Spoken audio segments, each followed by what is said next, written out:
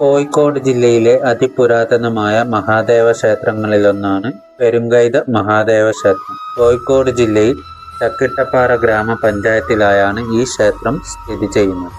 പണ്ട് പല കാരണങ്ങളാൽ തകർന്നുപോയ ഈ ക്ഷേത്രം ഇപ്പോൾ പുരോഗതിയുടെ വക്കിലാണ്. വലിയ നാലമ്പലത്തിനുള്ളിൽ ഇരുനില ശ്രീകോവിലിലായാണ് ദേവൻ കുടികൊള്ളുന്നത്. ഈ ക്ഷേത്രത്തിലെ പ്രത്യേകതകളിലൊന്നാണ് ക്ഷേത്രത്തിന് മുൻപിലായി പാകിയിരിക്കുന്ന കരിങ്കൽ പടവുകൾ. വലിയ കരിങ്കല്ലുകളാണ് ഇവിടെ പടികളായി പാകിയിരിക്കുന്നത്. കാലപ്പഴക്കം കൊണ്ട് അതിൽ പലതും തകർന്ന നിലയിലാണ് ഉള്ളത്. വിശേഷ നാളുകളിൽ 3 നേരം പൂജകൾ നടത്തി വരാറുണ്ട്.